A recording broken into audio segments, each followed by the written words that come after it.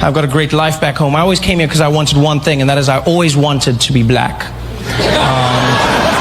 I grew up in South Africa during a time known as apartheid. And for those who don't know, apartheid was a law in the country that made it illegal for black and white people to mix, which was awkward for me because I grew up in a mixed family. Well, with me being the mixed one in the family. My mother's a black woman, South African, and my father's Swiss, from Switzerland.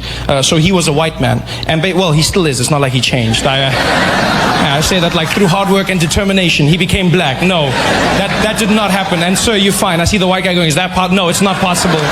You are fine, sir. He's still very white, very white. And so they got together, my parents, black mom, white dad, which was against the law, but they didn't care. They were mavericks, you know? Yeah, my mom was like, woo, I don't care, I want a white man, woo! And my dad was also, well, you know how the Swiss love chocolate, you know? So he was just, he was in there. So they got together and they had me, which was illegal. So I was born a crime, which is something they never thought through, because as a family we didn't live together normally. Like in the streets, my father had to walk on the other side of the road. He showed up, she had to let go and act like I wasn't hers every time. Like, woo! Like, it's not mine, it's not mine. Felt like a bag of weed. And one fateful day, you know, because I was never given a race, I was never called black, never called white, I had the privilege of meeting an American, and he said to me, well, you know, Trevor, it's funny you say that, because if you come out to America, they'll label you as black. I said, really? He said, hell yeah. Everybody's black out there. I was like, well, I want to be black. Yeah. I bought myself a plane ticket because I found out it's true. Mixed race people are categorized as black in America. Yeah. The only catch is you have to be successful first. Before that, they call you mixed, achieve success, and you get upgraded to black. All the famous mixed people have done it. Singers like Alicia Keys and Mariah Carey, mixed, but they say black, right? Tiger Woods, mixed, but they say black golfer. The most famous mixed person on the planet, Barack Obama, mixed, half and half, but you say your first black president. When he was running, he was the mixed candidate.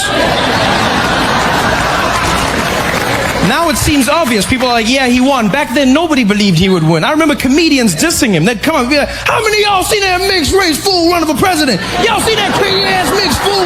How some mixed fool gonna come in? Even a black man can't win. This mixed fool thing gonna win. He gonna win. Ain't no mixed fool. I ain't seen no mixed fool coming out here winning in the United States. That mixed fool, that mixed fool. And then he won, and all of a sudden they were like, my. So I see. Chisel my nizzle. I was just, yeah. I was so black. I was even laughing black. I was like, ha ha ha. Yeah, my man. I was super black.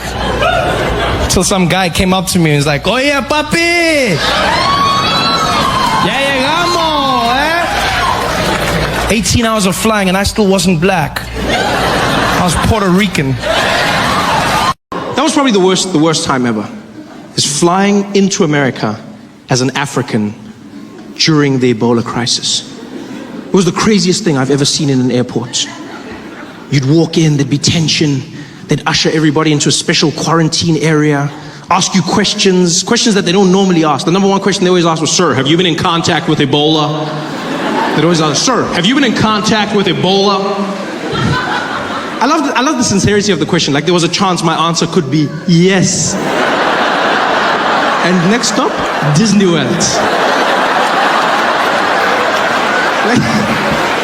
Like what kind of person do you think I am that I'll still be embarking on a journey, having knowingly been in contact with the most deadly disease on the planet? Like who do you think I am that I'll be there like, I don't care. Booking.com has a zero refund policy. As I've ever seen in terms of the human condition, how quickly we're taught to panic. You know, 1 minute I'll be flying, I'll see people of Middle Eastern descent getting pulled, you know, random selections, beeping through the machine. And then Ebola happened, and all of a sudden the focus shifted. Focus shifted, and now it was Africans getting pulled aside, Africans waiting. Middle Easterners were cruising through security. And then almost as quickly as it started, it flipped back overnight. And I'll never forget when it happened. Right after the Charlie Hebdo attack in Paris. That attack happened, and almost the next day, Ebola wasn't a thing anymore. Middle Easterners were back in the spotlight. normal service had been resumed. Because after Charlie Hebdo, I would walk through airports and no one gave a damn. They didn't care about me, where I was from, nor the bananas in my bag. Security. Charlie Hebdo. Terrorist attack in France. Everyone led with it. CNN, breaking news, terrorists have attacked Charlie Hebdo headquarters. BBC, and in breaking news, unconfirmed reports saying 12 people have been killed by terrorists who have attacked. Everyone said they were terrorists. It was weird to me because we didn't know that they were terrorists. We just knew that they were Middle Eastern.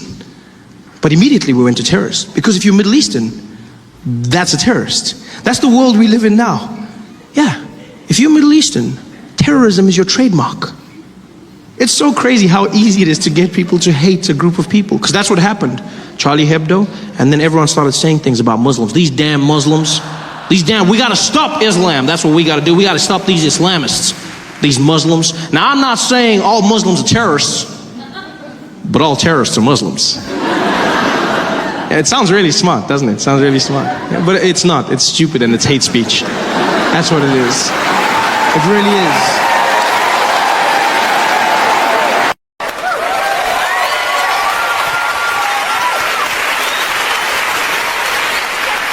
Yeah. I love tacos. I love Mexican food. I love Mexican people. I don't even know what it is. I think it's just people, we have a connection, you know, I don't know, South Africans and Mexicans or something. People from shithole countries, we have this thing.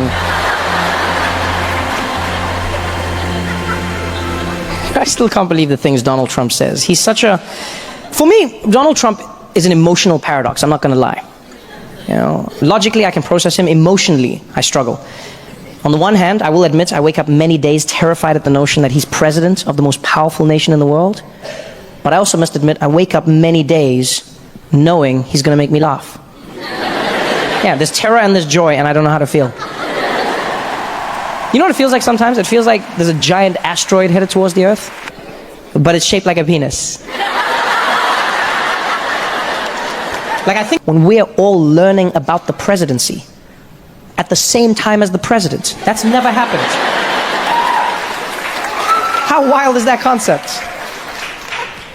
You wake up every day reading the news, and you're like, wow, I didn't know that. And somewhere at that exact same moment, he's reading the same news going, wow, me too. And nobody knows where it's going to lead. Nobody knows what he's going to do.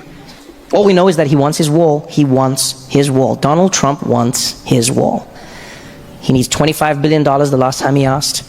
He needs it from American taxpayers because Mexico is smart.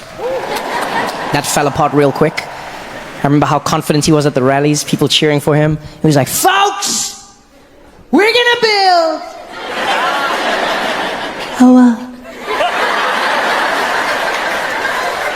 We're gonna build a wall, folks. Who's gonna pay? Mexico. And Mexico was like, we ain't paying for shit, man.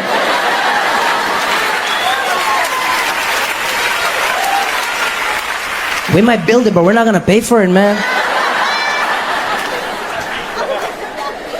And I don't know if you've been following the journey of the wall, but it's probably the best comedy on TV, right?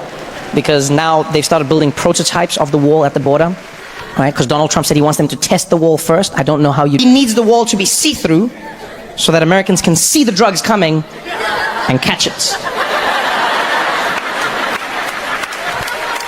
Now, I'm not gonna lie, I don't know what a see-through wall is, but at this point, I'm just worried that a contractor's gonna come along and trick the president. He's gonna take him to the border and be like, there it is, Mr. Trump, your invisible wall.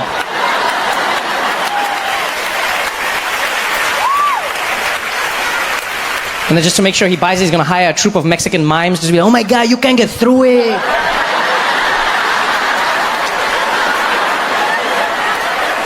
It works. Like the mind of Donald Trump. Oh, the other idea he had for the wall was he said America should build the wall out of solar panels. That's what he said. He said America should build the wall out of solar panels because that way the wall would generate electricity and pay for itself. Yeah. Now, I'm not gonna lie, that's a good idea, right? It's a good idea. Unless you know anything about solar panels or the sun or walls. Because the problem with that idea is that the sun is up, yeah? We all agree on that? We're still on the same page there, yeah? The sun is up, right? A solar panel wall is not gonna work because a wall is like this. So technically it's facing down. So unless you have like a really swaggy sun that's like, yeah, I shine real low, B, it's not gonna work for you. The only way it works is if you take your border solar panel and lean it at an angle to get the sun's rays. But if you do that, now you've just created a giant ramp for Mexicans to shoot into America. It's like, órale!